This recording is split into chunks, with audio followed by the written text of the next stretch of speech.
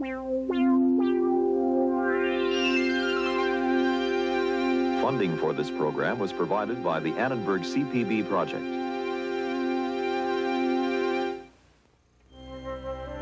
The Greeks' search for wisdom spared them neither from war nor from decline.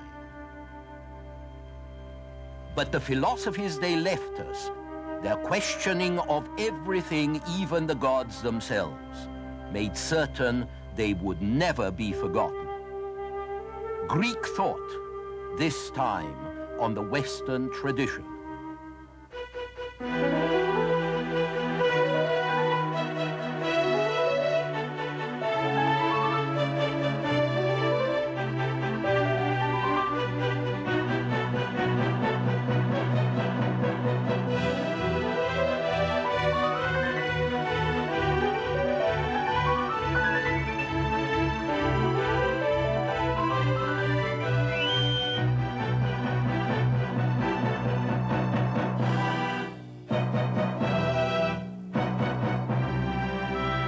And now UCLA professor Eugen Weber's continuing journey through the history of Western civilization.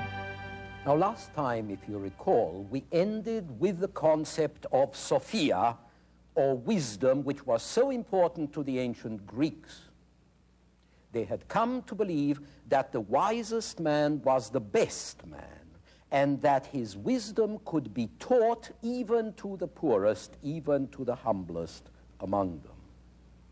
These days, of course, it's sometimes hard to understand why the Greeks made such a lot of fuss about things of this nature. In fact, our modern view of philosophy in general is that it is abstract and divorced from the real world. But the Greeks had to conquer their wisdom bit by bit, and they found it fascinating as they ascertained it, precisely because it helped them make better sense of the world they lived in. So they did the hard work for us, and their thoughts about nature and reality and God have so profoundly influenced us that we now take them for granted. But in ancient Greece, it was all very new. As the 5th century before Christ ended, a group of philosophers called the Sophists appeared. The word sophiste means either one who makes wise or possibly one who deals in wisdom. And so these itinerant teachers and lecturers crisscrossed the country, making their living by trading in Sophia. Some of them were good teachers, some of them were not, and a lot of their wisdom came down to teaching quickness of wit in argument so their students could win a case in court or make points in a political debate. Many sophists were regarded as too clever by half, and critical and subversive, because they were prepared to follow an argument wherever it might lead them. When you go all out after truth, you cannot tell in advance that the truth will be what society would like it to be. The sophist Thrasymachus, for instance, argued that rulers and governments make laws to their own advantage and that there's no justice except in the interests of the stronger. Another sophist, Callicles, argued that institutions and moral precepts were established not by gods, but by men like these as a matter of convenience. At least this is what Plato says Callicles and other sophists taught. Plato was an Athenian born around 427 BC. Among other things, he founded a school of philosophy called the Academy, which evolved into the first real university. This is a Roman mosaic of one of his classes. But Plato is best known for writing a number of dialogues in which philosophical questions were discussed. Because he was a conservative spirit, Plato sometimes made the sophists out to be more subversive than they were, was particularly disturbed by their argument that man is the measure of all things, and that man has no way of knowing whether the gods really exist. But conservative as Plato was, he too was going to subvert old ideas simply by teaching that men had to use their own brains and come to conclusions based on observation and reasoning. This, after all, was what his teacher Socrates had taught him. Socrates, whom Plato loved, was probably the most notorious of the sophists, even though he himself didn't want to be considered one and never accepted pay for his teaching, as the sophists did. Socrates' favorite pastime was to argue with fellow Athenians and sting them out of their conventions and accepted ideas. Socrates questioned everything ordinary people took for granted or preferred to leave unquestioned. Above all, he questioned some of the gods that his countrymen believed in. Greek art is filled with images of gods who kidnap and lie and steal and cheat and murder unjustly and who commit adultery. If these things were bad in a man, how could they be good in a god? And so Socrates said, better listen to your conscience. Listen to the inner voice that tells you what is truly right. And if you don't know, keep asking questions of yourself and others until you find out. Now, this kind of free-thinking approach was particularly disturbing to Athenians at the time because of what was happening to their city. Athens was at war, and the war was going badly. By the middle of the 5th century BC, Athens had become an empire with its member states circling the Aegean Sea, and this expansion led her into a series of wars, culminating in the Great Peloponnesian War, the war between Athens and the states of the Peloponnesus to the south of it. In 431 BC, Athens was attacked by Sparta, her neighbor, and achieved a standoff. But instead of stopping there, she pursued an aggressive war of expansion in Sicily that led to a catastrophic defeat in 413 BC, in which she lost some 200 ships, 4,500 of her own men, and 10 times as many of her subjects and allies. And yet the fighting continued for another decade. Here's how the historian Thucydides, who actually fought in the war, described it. The Peloponnesian War was a protracted struggle and attended by calamities such as Hellas had never known within a like period of time. Never were so many cities captured and depopulated, some by barbarians, others by Hellenes themselves fighting against one another, and several of them after their capture were repeopled by strangers. Never were exile and slaughter more frequent, whether in the war or brought about by civil strife. This endless and bloody war triggered rebellions throughout the Athenian Empire until Athens was finally defeated in 404 BC. In that year, Athens was forced to surrender unconditionally to Sparta, and its city walls were demolished as a symbol of total defeat. Yet here, in the midst of utter disaster, the Athenians were being told by this poisonous old man Socrates to question everything at a time when most people wanted only to lick their wounds, not pour salt in them.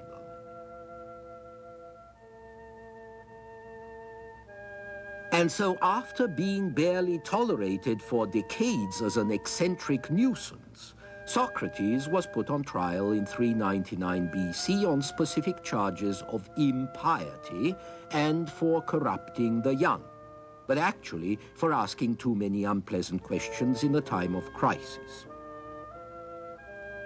This is an 18th century version of how it all ended. Convicted by a very close vote because he wanted to be, Socrates was offered exile but preferred a sentence of death by poison as a martyr to free inquiry. 300 years after Socrates' death, Cicero, the Roman philosopher and statesman, Cicero said that Socrates had brought philosophy down from the heavens. But by wresting it away from the gods and bringing it down to earth, Socrates also helped precipitate a crisis in Greek religion. You might broadly define the crisis as a questioning of civic religion. Each polis had its civic gods and its civic laws, and worshipping the ones and obeying the others was part of being a citizen, part of being a member of the political community. But neither the gods nor the laws had much to say about morality, about real justice, let alone about the soul or what happened to the soul after death. And those were precisely the issues that Socrates and the other sophists were most concerned about. Is your first duty to civil law or to your conscience? If public and private duty clash, what are you supposed to do? Which is more important, the individual or the state? None of these questions has an obvious answer. The novelty was that they were being asked at all. And once you start asking questions, it's very hard to stop. You might even end by questioning the gods themselves. For instance, the sophists argue that if these traditional gods, like Athena, are inextricably linked to the city and their worship is linked to the laws of the city, then the gods must vary from city to city because different cities have different laws. Which means that gods like Poseidon here have only relative importance and no absolute validity, and what kind of god is a relative god?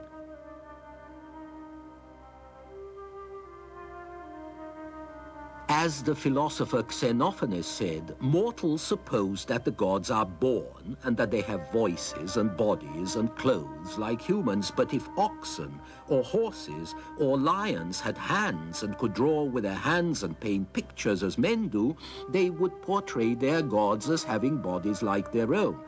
Horses would portray them as horses, oxen like oxen. Ethiopians have gods with snub noses and black hair. Thracians have gods with gray eyes and red hair. Furthermore, you only had to look around in the streets to see that bad men prospered and good men sometimes suffered unjustly, so that either everything is a matter of luck and there are no gods, or else the gods are stupid, nasty, and unjust, with a very twisted sense of humor. Every Greek knew that the gods particularly enjoyed imposing tests on innocent sufferers like Oedipus here, who after being abandoned at birth was set up by the gods to kill his father and then marry his mother. How can you respect unjust gods? All you can do is bribe them or appease them with sacrifices or prayers, but even that doesn't seem to work very well. As a young man in one of Plato's dialogues concludes, either there are no gods, or if there are, they take no care of men.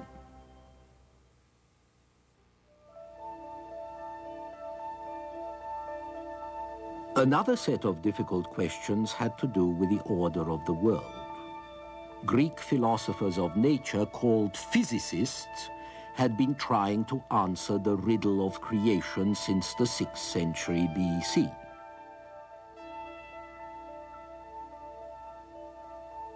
Fish, said the philosopher Anaximander, are the ancestors of human beings who originated in water and evolved through several stages.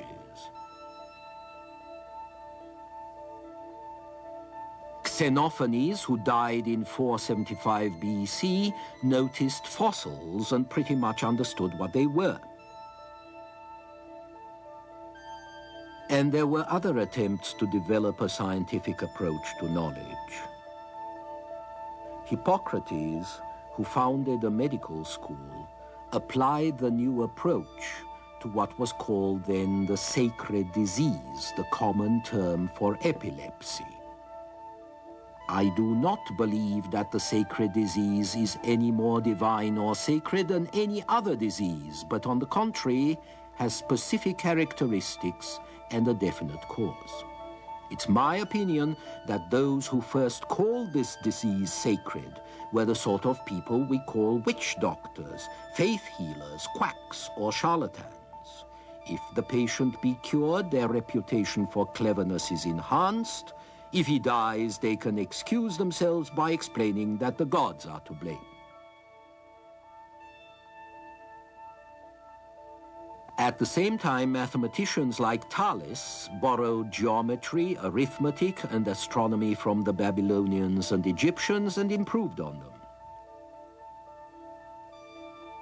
They found that the application of geometrical rules could help to locate ships at sea and stars in the heavens, and help to divide sundials more accurately. Thales himself predicted the eclipse of 585 BC. He accompanied King Croesus of Lydia as his military engineer and advisor, and he diverted a river. Other 6th century engineers at Samos used geometry to plan a tunnel 1/3 of a mile long, which conveyed water through a mountain. But even if the applications of the new sciences could be very practical, the discoveries had been made in pursuit of higher ends. The Greek philosophers thought that the universal truths of mathematics could reveal an immutable, eternal reality behind the passing drama of everyday life. They believed that geometry could provide a model of timeless nature, just as a pyramid was supposed to do. Plato suggested that the truths of geometry were not reasoned deductions from experiment, from figures that people drew or constructed, but that they were ideal memories of the properties of ideal geometrical shapes that existed in some timeless realm which reason could barely apprehend. And Plato argued further that there was an eternal world of ideas, prototypes of the debased reflections of things that we glimpse here on earth. This theory, that we do not experience reality in the so-called real world, but only its dim shadow, this theory has haunted philosophy ever since.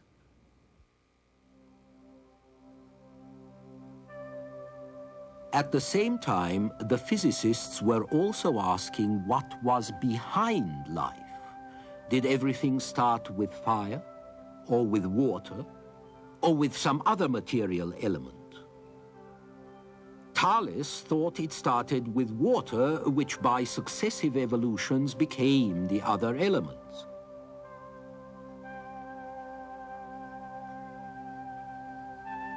Anaximander, on the other hand, thought it started with a spiritual force, nous, or the mind, whose action on matter produced both movement and order. From this idea, there grew a tradition which regarded this first principle, or if you like, this prime mover of life, which regarded these as divine, in fact, as God, a cosmic God, who wasn't just responsible for the creation of things and their order on earth and in the skies, but who stood for the ultimate truth, justice, beauty, goodness, harmony that you could not find on earth, and that you could not find either among the traditional gods on Olympus. This sort of transcendent God was rather abstract and hard to imagine, and so Plato tried to produce a more accessible version.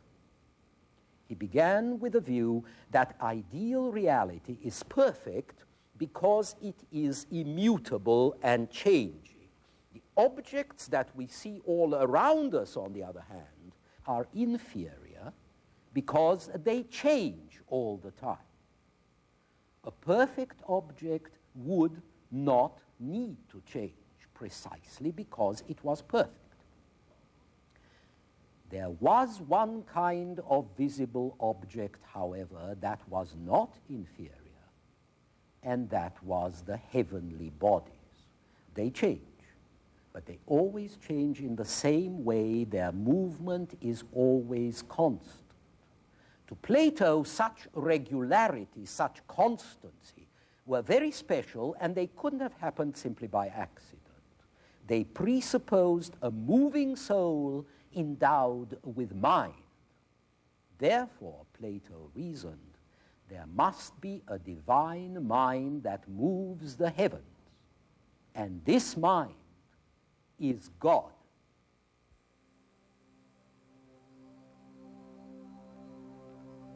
At the same time, the traditional city gods like Athena and the civic religion were declining. That's because as the poleis themselves were declining during and after the Peloponnesian War, they were losing their autonomy, becoming part of bigger states which told them what to do. And as the poleis civic religions lost their hold, at least over the elite, the Platonic religion of a cosmic God kept increasing in influence. Plato, in his dialogue Timaeus, suggested that the human soul was akin to the soul of the stars. We come from the stars, he argued, and after death we return to them, to the celestial city of the stars. It was a very attractive idea, and one which also had worldly implications. Because if there be such a place as the celestial city, and it would have to be a city because where else would civilized people live, then why should we not conceive its counterpart on earth? Less perfect, naturally, but still something for the wise, educated man to strive for. And this became the prototype for what we now call the Ivory Tower. Whereas once a socially active life was the ideal, now the ideal becomes escape to the contemplative life.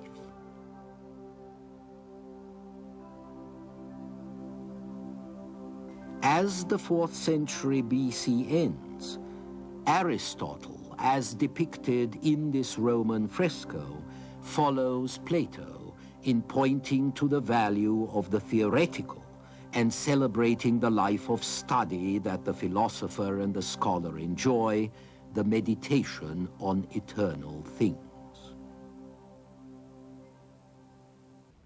By the time of Aristotle, who died in 322 BC, Philip of Macedon and his son Alexander had totally ended the autonomy of the Greek poleis. The earthly city no longer offered the kind of noble aim which a wise man might live for, and so the sage took refuge in the heavenly city. This is where he would find consolation and strength to bring the movements of the soul into harmony with the movements of the heavens. And so, the disillusioned citizens of Athens Persians tried to make their escape towards the city of the sky.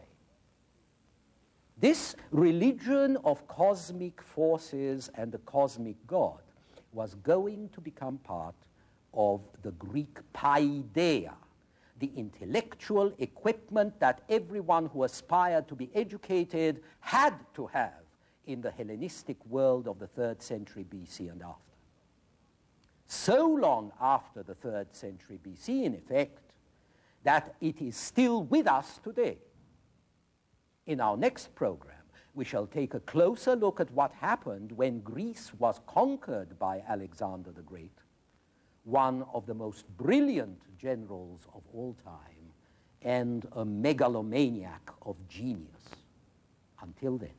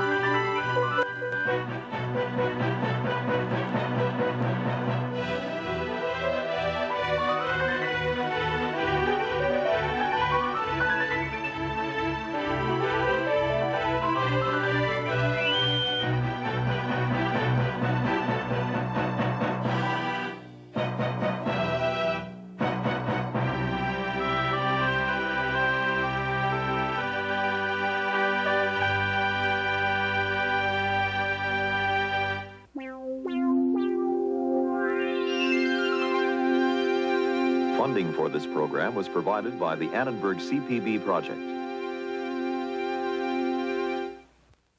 For information about the Western Tradition television course, transcripts, pre-recorded video cassettes, off-air taping, or related books based on the television series, viewers should call the Annenberg CPB Project's 1-800-LEARNER telephone number or write to the Annenberg CPB Project, 1111 16th Street Northwest, Washington, D.C. 20036. This is PBS.